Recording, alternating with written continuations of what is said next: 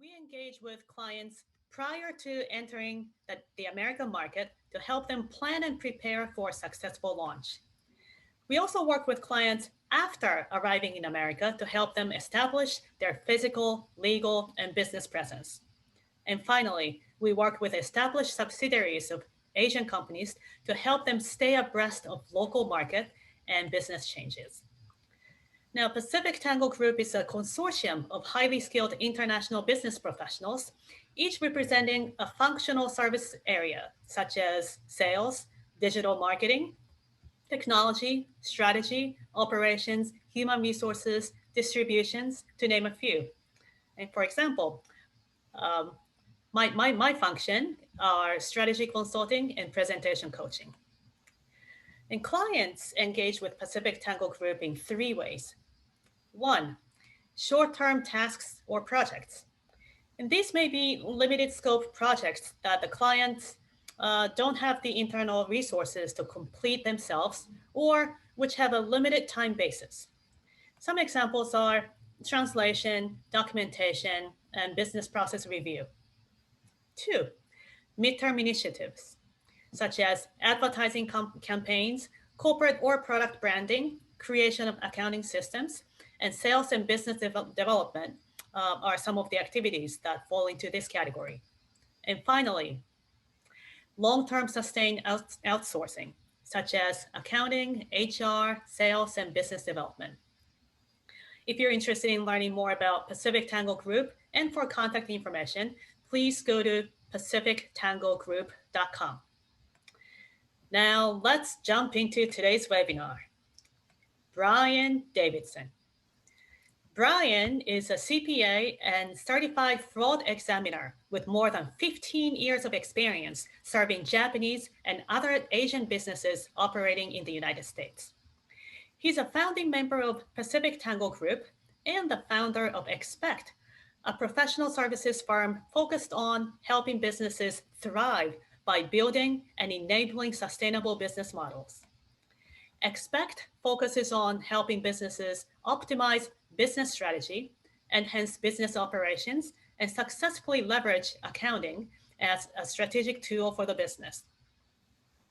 Prior to founding Expect, Brian spent most of his professional career in public accounting, first as an auditor and later as a consultant, advising businesses in the areas of risk assessment, internal control design and implementation, business process improvement, and fraud prevention and investigation. Brian is an active member of the American Institute of Certified Public Accountants, the Illinois CPA Society, and the Association of Certified Fraud Examiners. He hosts a monthly networking group focused on professionals serving the Japanese business market. And Brian is not a technology geek, but he does enjoy finding ways to help businesses be more effective and lower costs, and he's also excited about the possibilities available in the cloud. Without further ado, please welcome Brian Davidson. Thank you, Natsuo, and good evening, everyone, and thank you for coming to tonight's webinar. Let me just share my screen real quick.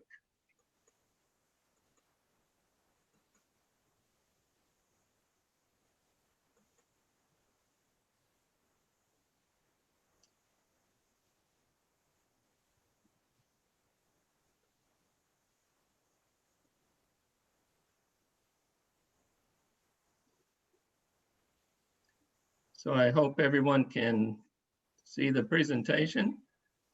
Well, our topic today is very timely. It was, after all, approximately 1 year ago that businesses began to shut down in the United States in response to the pandemic. COVID, of course, is still with us. But the good news is that tonight we are not here to talk about crisis management and how to deal with sudden changes in business circumstances. For now, that moment has passed. businesses have absorbed the shock of the pandemic. And so today we're going to take a little bit more of a measured and long-term view of the business situation in the shadow of COVID. One of the immediate and short-term effects of COVID would seem to be the acceleration of trends in the workplace that were already in motion when the pandemic hit. And specifically, I'm talking about trends relating to employees having greater flexibility with regard to where they work and how they work. And so the desire for a more flexible work environment is made possible because of the resources available in the cloud. And so tonight, we're going to talk about leveraging the cloud to enable a flexible work environment. So to begin with, I'd like to start by providing some statistics to give some context to our discussion.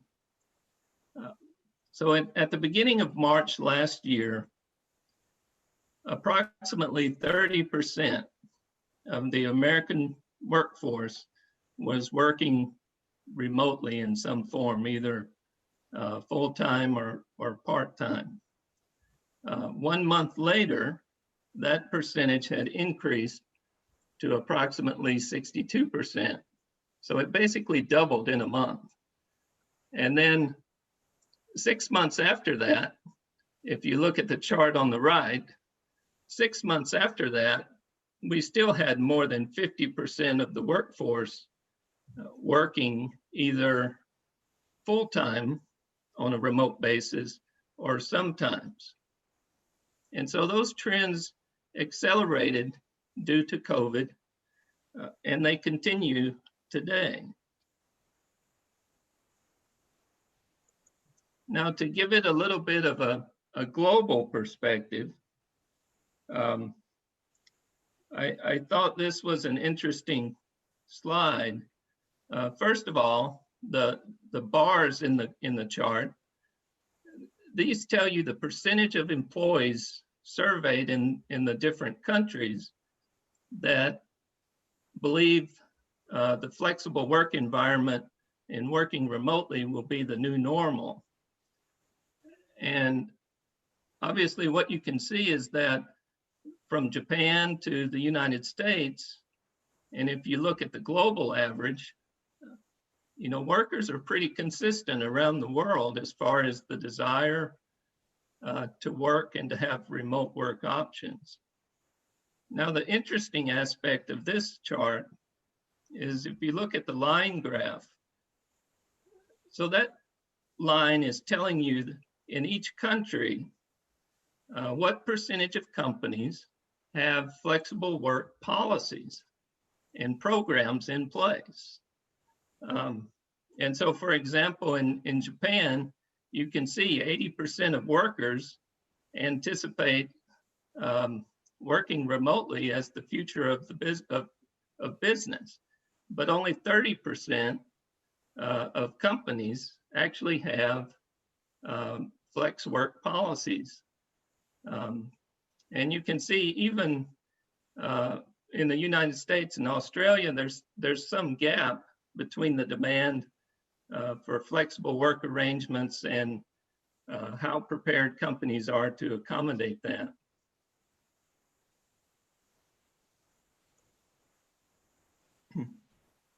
And then finally, this chart, this data comes from a study done by McKinsey.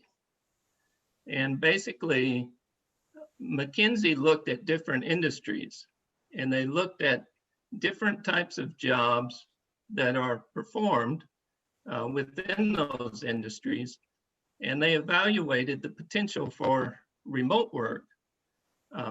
What percentage of the work that is done could be done remotely without a drop in productivity? And, as you might expect, professional services more than 70% of the work in that industry can be done remotely and would not require on-site presence. But the interesting thing to me was that even in industries that we may not associate with remote work, such as manufacturing, there's still almost 20% of jobs, of work that is done that could potentially be done remotely without a loss of productivity. And so the takeaway, I think, from this chart is that every industry has the potential to leverage the cloud and to create a more flexible work environment.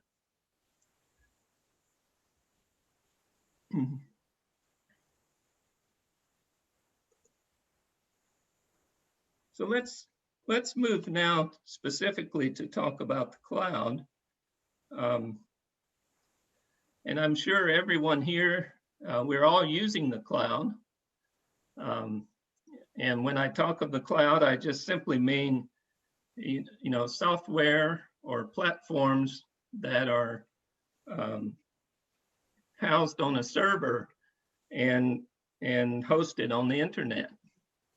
And there are obviously the public cloud is the cloud that we access every day, but it's also possible for companies to create private clouds and also to leverage hybrid cloud arrangements where part of the structure is on the public network and part of it is private. But for purposes of the discussion tonight, we'll focus on the public cloud. And the first point I want to make when we talk about leveraging the cloud, certainly it's driven by the demand for employees to have greater flexibility with their work arrangements. But the other aspect of leveraging the cloud is simply this: your business now has the capacity to work and to be productive anywhere in the world and at any time. You just have to have a connection. And one example of that capability was driven home to me recently.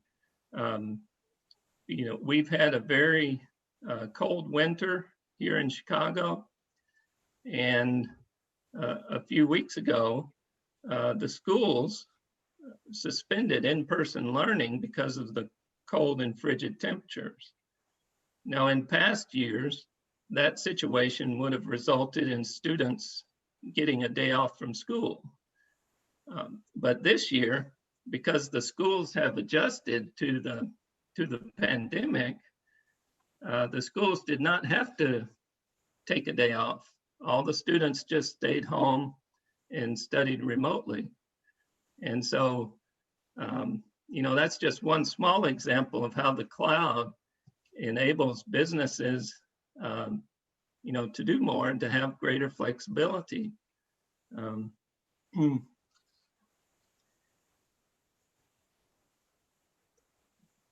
So I want to mention four strategic considerations to keep in mind when you talk about or when you think about leveraging the cloud. And the first consideration is business culture. If your business has been an on-site business and you've not really had situations where employees were working remotely before, if you begin to leverage the cloud, or when you begin to leverage the cloud, that's going to cause some changes in how you operate and how you work together. And so one aspect of leveraging the cloud is thinking about how does this affect the culture of our organization and the way that we do business. The second strategic point has to do with policies. When the pandemic hit last year, businesses did not have time or did not have opportunities to update policies. Businesses were simply responding to the circumstances. But as you build out your organization, as you become more flexible, you have to make sure that your policies keep up with what you're doing. And, for example, in your business, you may already have IT policies relating to the use of mobile devices. But as you begin to build out your cloud platform, you may need to update that or reevaluate some of those policies. A third point to keep in mind when you think about your cloud strategy is business procedures and controls. Obviously, if your business has been an in-person operation where everyone works on site and you begin to leverage the cloud to create flexible work opportunities, that's going to necessitate changes in how things are done. And anytime there's a change in process, it's important to also consider what's the impact on the controls in the organization. Do we need to identify new controls, or do we need to change or update some of the control procedures? So that's the third consideration. And finally, the fourth strategic consideration that I would mention is business competencies. As you begin to leverage new tools, what competencies does your workforce need to have or develop to be able to leverage those effectively?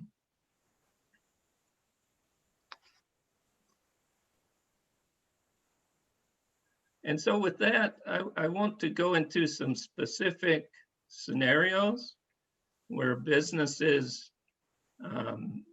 might look to leverage the cloud and some of the cloud service options that are out there that you could consider.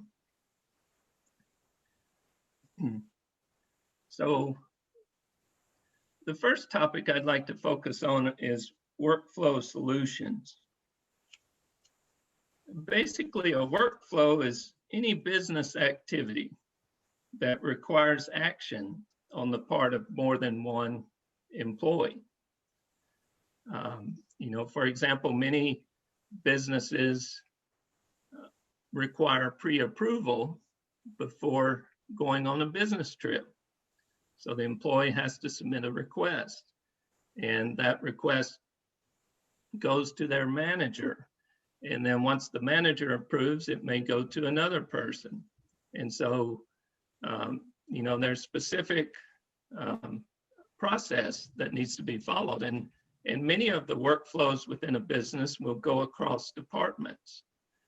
And so to be able to have a flexible workforce, you've got to have some tool to manage those workflows in the cloud. And I want to focus on two of these today for purposes of discussion. And the two I'd like to focus on here are Approval Donkey and Flowingly. Now, the first one, Approval Donkey, it's just what it sounds like. It's a platform to use to create approval workflows for your organization. That's the focus of the platform. Basically, you would create a workflow, you add the people that need to be involved in the workflow, and then you submit the approval request. Approval Donkey is available. There is a free version, but the problem or the limitation with the free version is you can't design your own workflows. And then if you want to create your own workflows, you can join for $19 a month. So that's Approval Donkey. So from a pricing standpoint and ease of use, it might be a convenient way to start leveraging the clouds to automate your workflows. Now contrast that with Flowingly. Flowingly is also an approval workflow program, but it offers more than just workflow approvals. For example, Flowingly provides a process mapping functionality. So I mentioned one of the strategic considerations when using the cloud is how's it going to affect procedures and controls, processes and controls. Well, if you're using Flowingly, you can create that documentation. You can update your documentation very easily using their platform. You know, another feature of Flowingly that's different is they also have the ability to create digital forms, and you can create forms that are suitable for your business and use those. In addition to providing various templates for you to use in managing your process flows. Another interesting feature of Flowingly is you have the capacity to not only create workflows internally, but you can create workflows that that involve external parties, people or customers, or those who are outside your organization with whom you may have a specific workflow need. And so the pricing for Flowingly is quite different. It ranges from $3.99 a month to $6.99 a month. But it's a more robust platform than Approval Donkey. And that just gives you some one example of the differences that may exist in functionality between these different cloud services. So that's workflow. So there are many options. This is certainly not a comprehensive list. These are just some examples of options that you could look at to automate and to move your workflows to the cloud. So the next topic I'd like to look at is vendor payment management. And the one I'm going to focus on here is one I'm sure you've all heard of, and that's Bill.com. And these solutions are designed to streamline and facilitate your vendor payment management. Payment processing is traditionally, it's very labor intensive, it's very paper intensive, and generally before payment can get made, there's multiple levels of review and approval. Now, if you leverage the cloud to automate your payment process, it can produce a number of benefits for your organization beyond simply enabling, remote work capabilities. Number one, for example, with Bill.com, when you get a vendor invoice, you can upload that invoice into the Bill.com platform. And so you may not have to retain all that paper documentation. You have it available in the cloud through Bill.com. And you can also attach other documents that support the invoice to be paid. And once an invoice is put into the system, the employees who review and approve they have the capacity, the capability to send it back, to ask questions, and they can also reject the invoice. So again, the process flow is built into the system. And another feature that you can use is Bill.com can integrate with your accounting software. And so once the invoices are processed and paid, you can synchronize with the software, and it can update the transactions and eliminate some of the manual entry that might previously have been required for these types of processes. And one other feature I'll mention that many businesses like, you can, if you're using Bill.com and you're being audited, you can give access to your auditors, and they can go on Bill.com, and if they need to look at certain vendor invoices, they should be able to easily find that information. And Bill.com's pricing ranges from $39 to $69 per month per user. And then another feature that many of these cloud solutions offer is they have app versions that you can download to your phone, and you don't have to be at your computer. You can just be anywhere you have your phone. You can access Bill.com, and you can approve invoices or review invoices. So it has a lot of functionality that allows you to really be more flexible in your payment process, and also streamline what you're doing.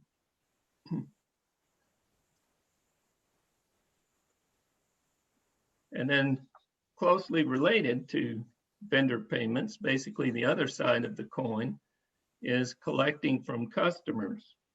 And you'll notice here that Bill.com is also listed here as a customer billing and payment solution. So you can use it both ways. You can use it to manage your vendor payment process, and you can use it to manage your customer billing process. But the ones I want to focus on here are Trackabi and Podium. And let me start with Trackabi.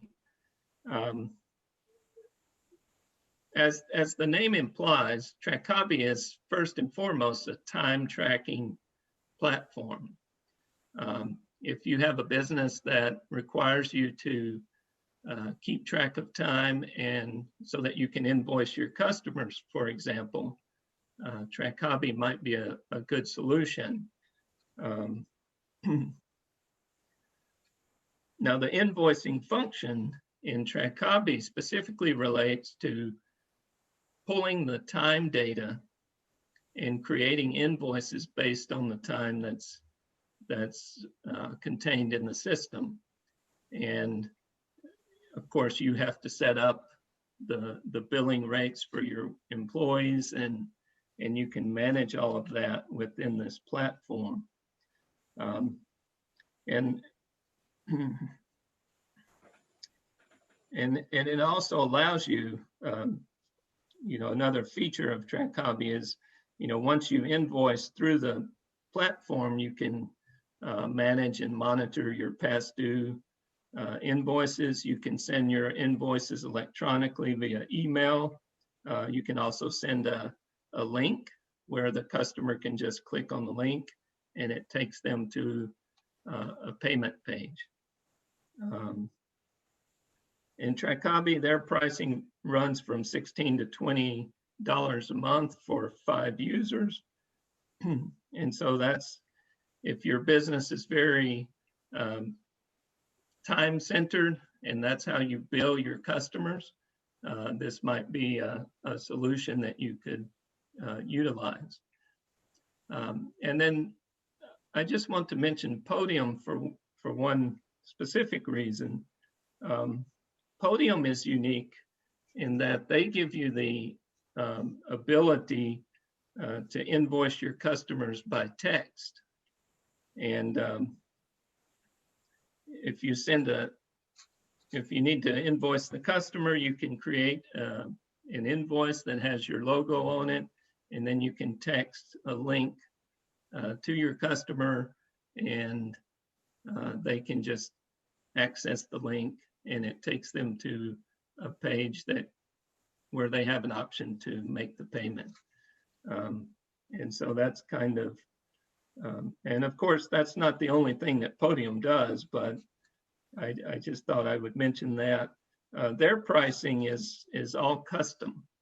You have to contact Podium and tell them what functionality you want to use, what you need, and they will come up with a quote for the services.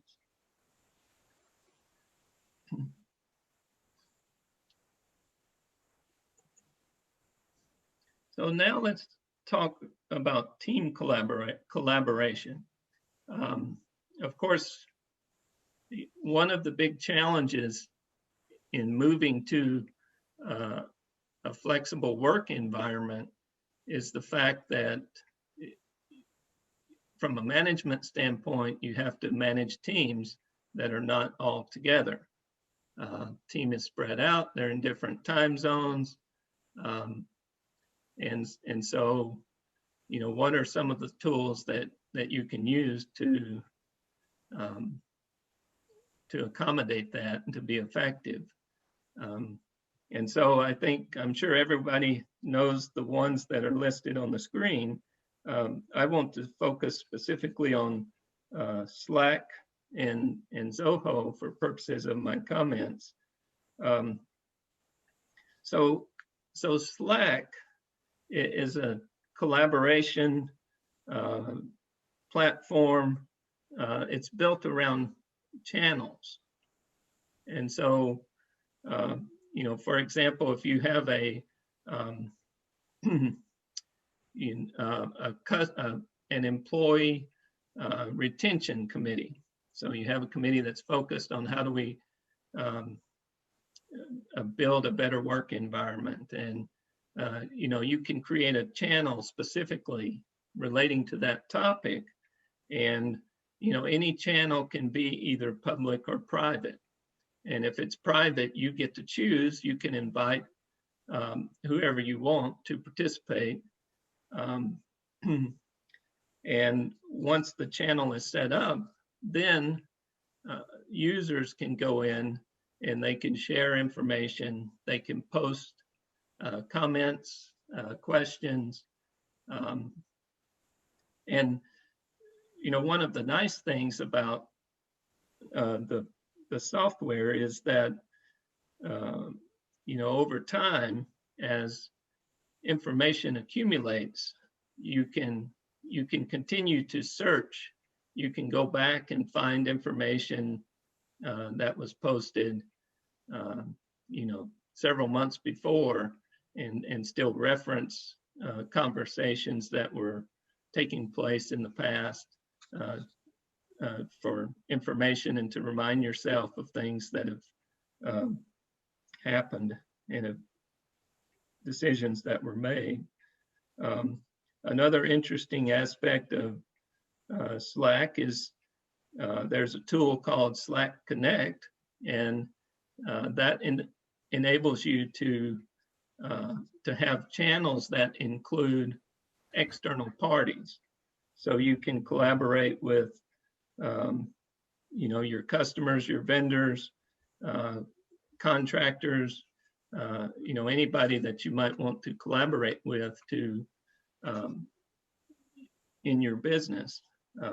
So that's also another feature that allows teams to work effectively. And pricing for Slack ranges from, they do have a free version that's limited in some of the options. but it also goes up to about $12.50 a user a month. And then Zoho provides a suite of apps that are designed to enable remote work and to enable teams to work effectively remotely. And so some of the apps, for example, Zoho Click is an instant messaging app, and it allows team members to exchange messages on the go. Zoho Meeting is similar to Zoom. It allows teams to meet. Zoho Assist, that's is an interesting app. It allows for remote support and remote access to other users' devices. And then one of the apps is Zoho Sprints, which is an agile project management software. So you have not only collaboration tools, but this also has a project management app embedded in the functionality. And this cloud solution pricing ranges from $3 a user per month to $12.50 per user per month. And I'll also mention here that these cloud solutions also integrate with other software. And so, I mentioned previously about Bill.com. It can integrate with your accounting software. And so, depending on what tools you already have, you may be able to integrate some of these applications into your existing platforms and further streamline your business processes.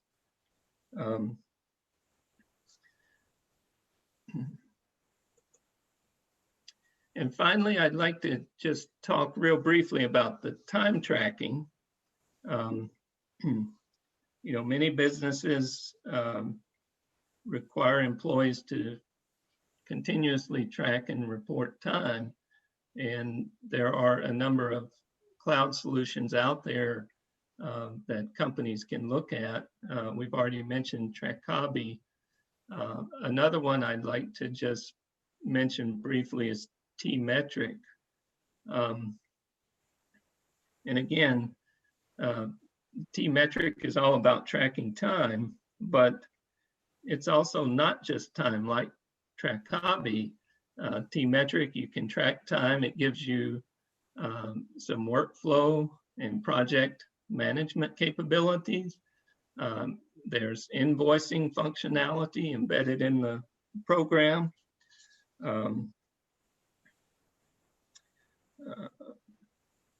It also allows you to set up, if you're using T-Metric, you can set up reminders where if you have a normal working pattern, and it can detect when you've not been working for a certain period of time, and so it can prompt you to say, should we record this time or not?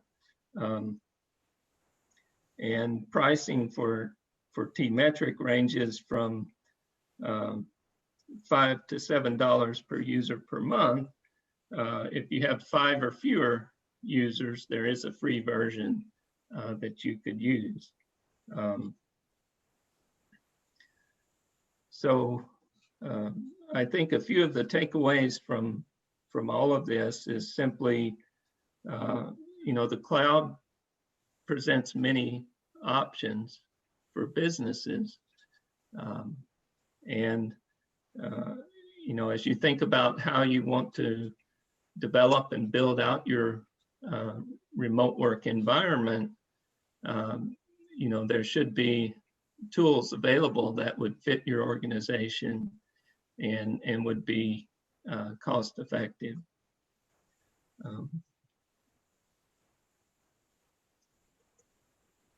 And I'd like to just conclude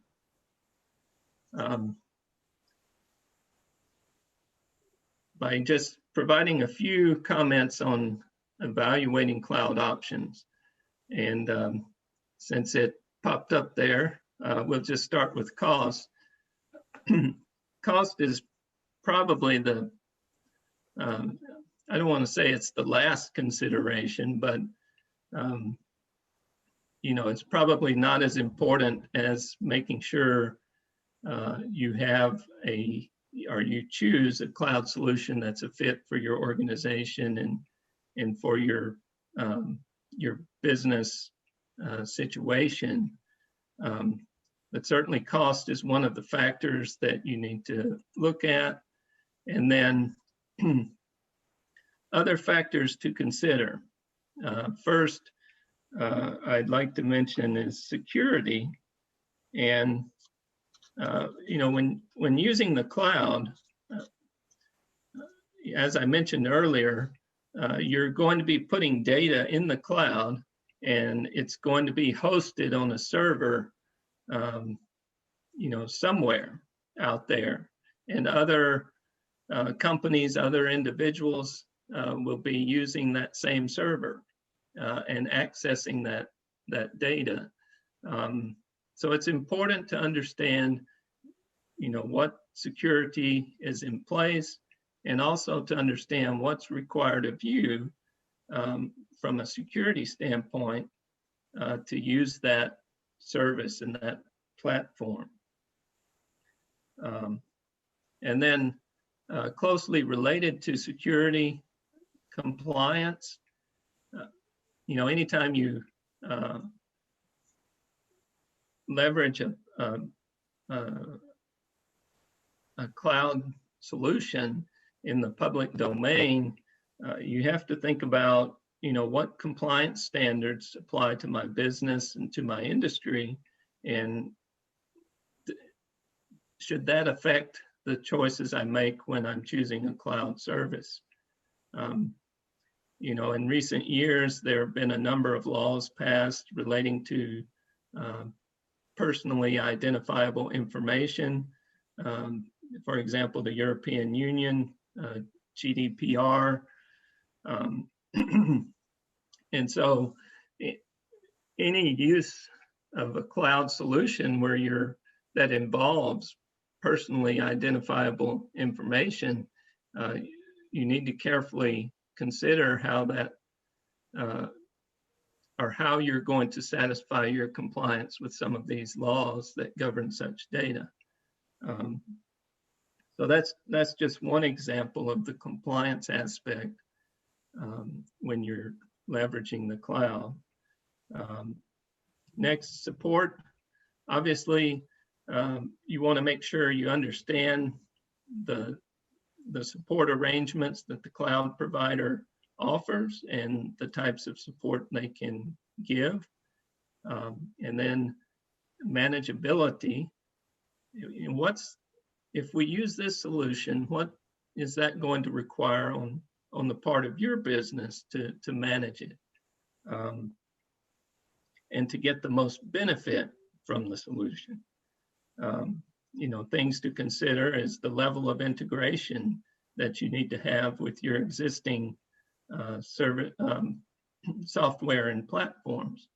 And then, you know, updates that may affect those integrations and your use of the service. And then finally, usability. Usability is simply, you know, is the cloud solution easy to use? Is it easy to learn? Is it engaging? I think most cloud solutions try very hard to be logical and simple, and that's a big selling point, but you have to think about that and look at it from that standpoint when evaluating a possible cloud option. So that is the end of my prepared comments. If anybody has any questions, if there's anything I could explain or clarify, I'm happy to do so now. All right, thank you so much, Brian. We do have a question, and if you wanna actually ask the question directly to Brian, you could use the reaction button. There is a raise hand button, so you can click on that so I can see who has a question. But Kevin has a question posted on the chat. He says, in your opinion, will differences in workplace policies among international companies create hiring disparities in the personnel marketplace? For example, a foreign firm operating in Japan with more flexible work rules draw more employees than a less flexible Japanese company. What effect do you think this will have, particularly in Asia? Well, I do think that having flexible work arrangements and providing those options will be an attractive aspect for a company when they're trying to recruit and compete in a competitive labor market.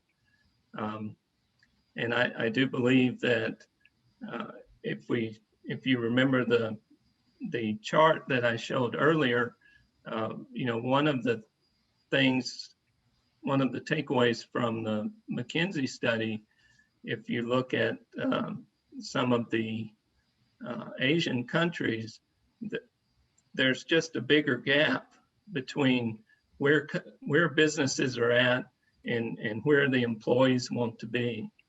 And I think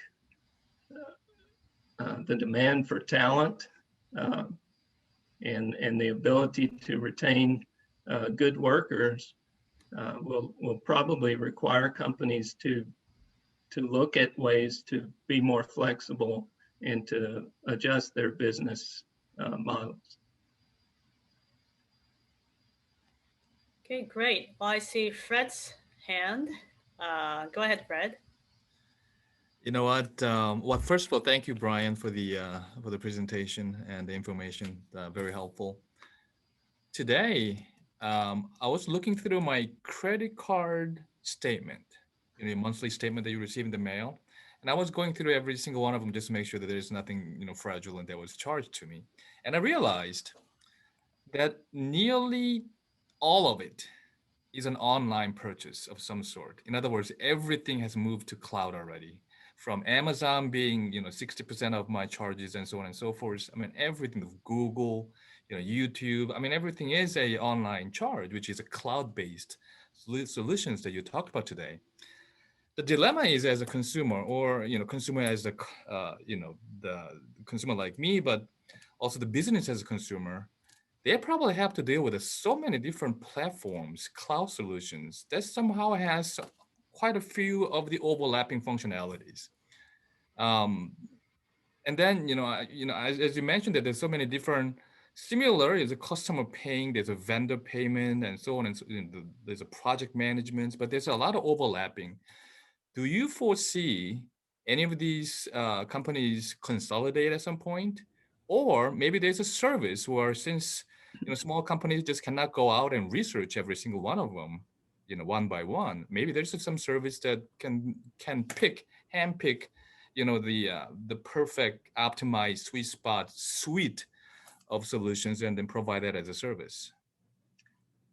Yeah, that's an interesting observation there. I'm not aware of any service that will go out and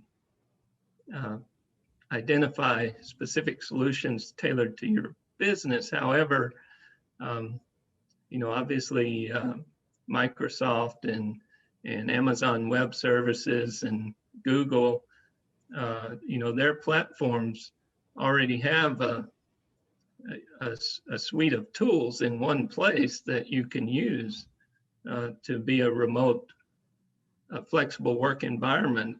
And I think many businesses especially smaller businesses, they don't leverage much of the potential of those platforms. They may be using Microsoft Azure, but they're probably using it in a very limited way.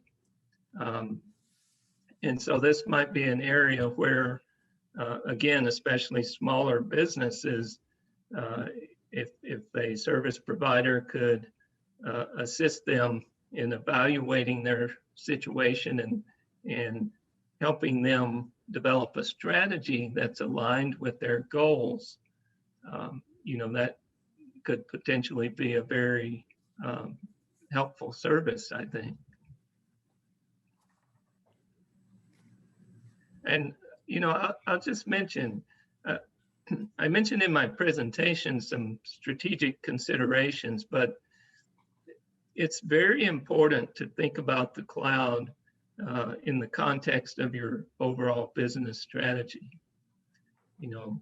What are we trying to do? How do we want to relate to our customers and the people we work with? What defines us as a business, and how does the cloud support that, and what kind of tools do we want to use? And so I think if you look at it from a strategic perspective and you answer some of those questions, you're more likely to be able to make good choices about what cloud solutions are right for you. And then one other thing I failed to mention during the presentation, but any business, obviously businesses have employees, but the thing you have to keep in mind, which Fred just mentioned, we're all individually, personally, we're all using the cloud.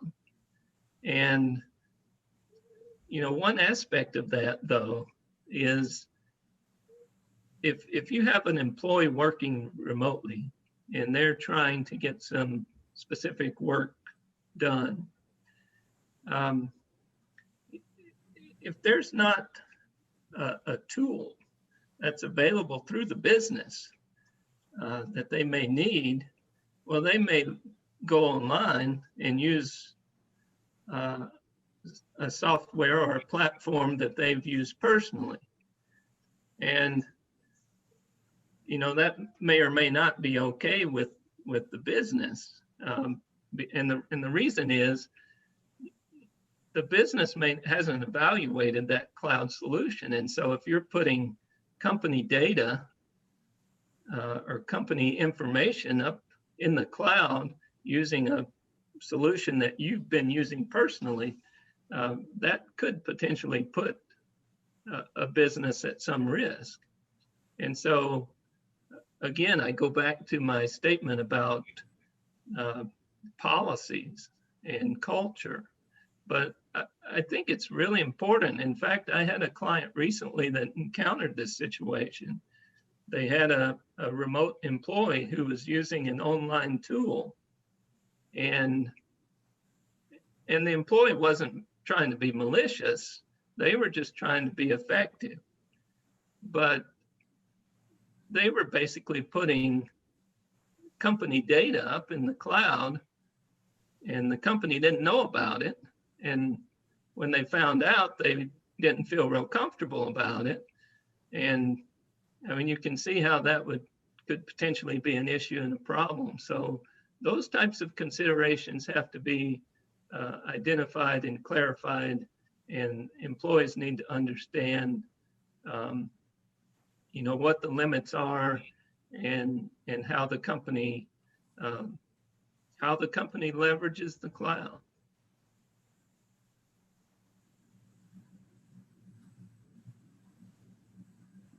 Thank you, Brian. I have a question. Yes. Who's this? Oh, Seiji, go ahead. So Brian, it was very interesting to hear you just talk about security and data up in the cloud. My question is, here we are kind of at the forefront of cloud services, and we know that some of these service providers are to come and go. One of the things that companies typically do is they kind of review some of the tools that they use, and sometimes they make decisions to change. Do you think it's going to be difficult for companies to change platforms and take all the data that they've already generated with them and convert that to a different platform, or will companies try to do things to kind of help or to make prevent people from taking their data with them? That's a really good question. The essence of the cloud is you don't have to keep all your data locally, and I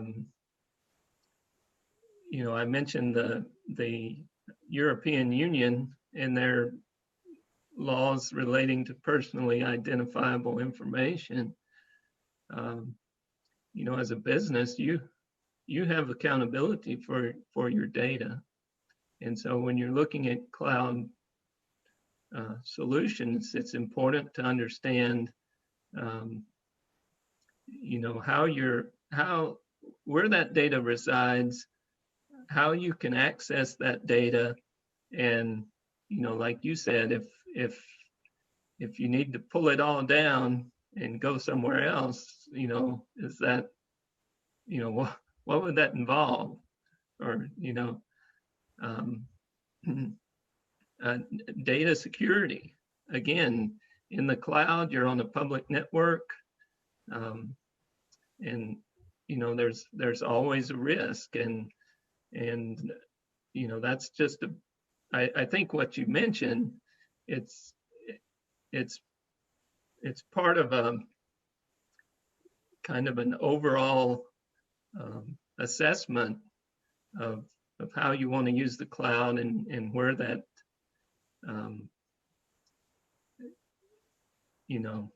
how that data is going to be managed, because again, it's still your data.